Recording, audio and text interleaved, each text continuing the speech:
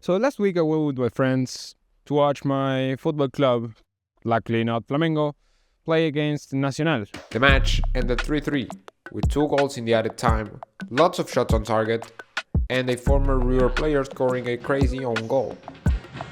It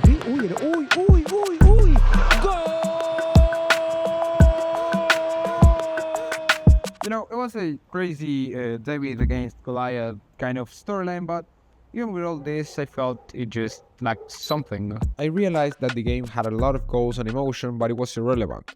So all of the feelings I experienced throughout the game were insignificant. This led to me asking myself a very simple question. I'm so tired. What makes a game so great? So I began investigating it.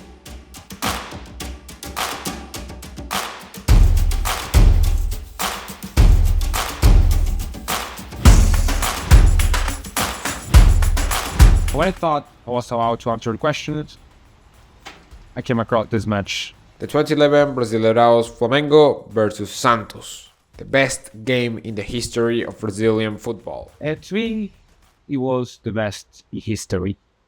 I'll explain myself.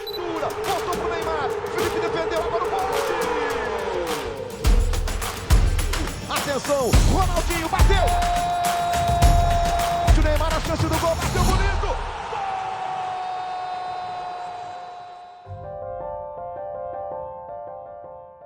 It was July 27th, 2011, and Ronaldinho had left Barcelona a few years ago and was in Brazil playing for the biggest club in the nation, Flamengo. In the other side, a Santos golden generation were warming up, led by the most hyped player in the world by that time, Neymar Jr. None of these teams were having a particularly great season in the Brasileirão, so many did only find interest in the Ronaldinho against Neymar clash. The match was dominated by Santos for the first 25 minutes, thanks to Neymar Jr. Scoring 3 goals, 1 bicycle kick, and 1 Puskas award-winning goal. Bro was cooking with. 3 minutes later, Ronaldinho scored a tap-in. 4 goals in 30 minutes. After another Flamengo goal, Santos got a penalty. A paninka kick is saved by the Mengão goalkeeper who does this. Partiu Elano!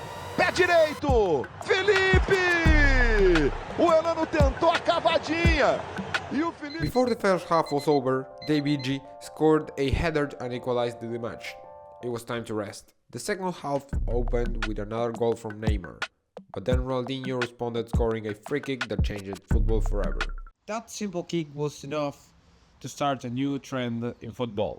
To put a player lying on the floor behind the wall during free kicks to avoid the shot going below the barrier. In the end, Ronaldinho completed his hat-trick, scoring a late winner and celebrating it dancing as usual for him. Well, yes, there probably were, but to me this game meant something for football and for the people that watch the game, unlike some of the ones you might be thinking about right now. The Santos versus Flamengo meant a clash of the 2000s school against the 2010s. The new against the experience. An old Ronaldinho proved that he still had it, but Neymar showed that Dinho did not have much time left. And we don't get to see any more of this because football has changed in 2 different ways. Firstly, there are no more players like Ronaldinho, as even Neymar Jr. himself is a more straightforward player. Modern football praises players more similar to Haaland or Mbappe, and midfielders like Toni Kroos. Players that don't miss, don't fail, run fast, play safe. Ronaldinho is the exact opposite to this. It's equivalent to uncertainty or risk. The more Ronaldinhos do not even make it to the first division nowadays. Secondly, back in 2011, players aged around 20 were still labeled as youngsters, and it was common to see them not join European teams until they were 22 or 23.